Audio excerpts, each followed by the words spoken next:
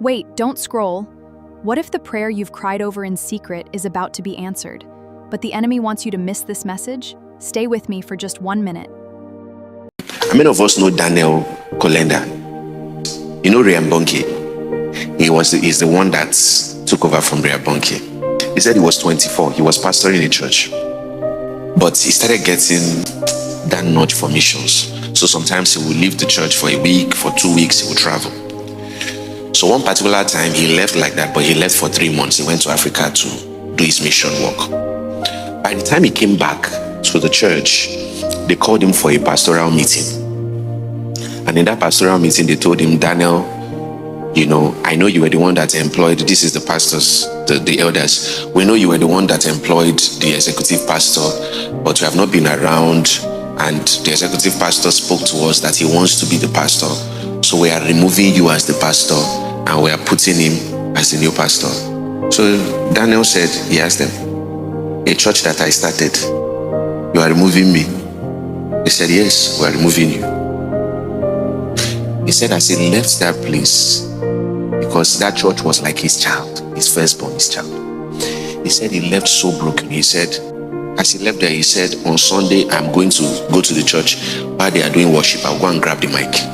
And I'll tell the entire church what the elders are doing, that they are trying to kick me out of my own church. Because he knows that some people will follow him. You get what I'm saying? He said as he was saying that, the Holy Spirit reminded him of the story of Solomon with the 2 women.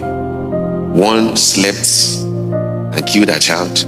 The other one was the mother of the baby. And the Holy Spirit told him, if you go to that church, you claiming that this church is your baby, and you go there and interrupt the service, what do you think will happen to the church? He said, you will divide the baby.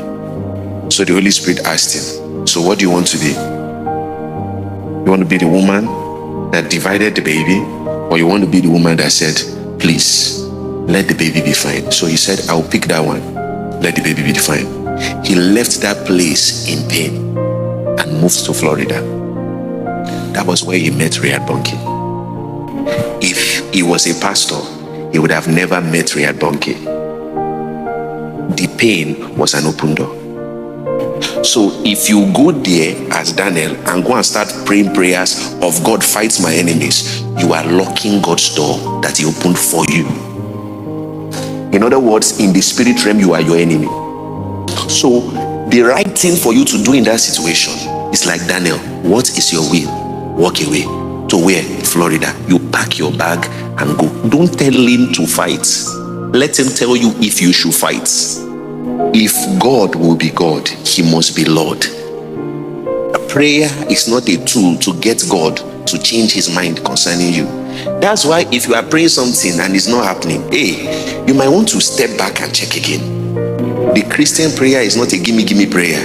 It's a open my eyes lest I sleep the sleep of death prayer. One lady like that, true life story. She was trying to go to Canada from Nigeria. They rejected her 3 times. She had a fiancé there.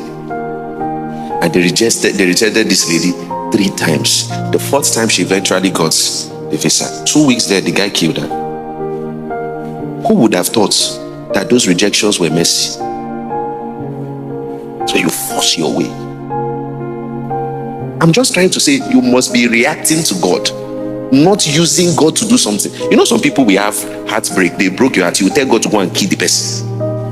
As if God is an assassin. God just destroy their life. On their wedding day, let it rain. You don't get to use God.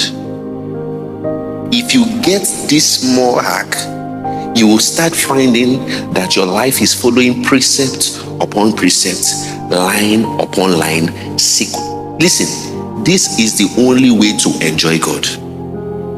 Any other way is frustration. I pray that the God who sees every silent tear will meet you at your point of need. Keep trusting God. Your breakthrough is closer than you think.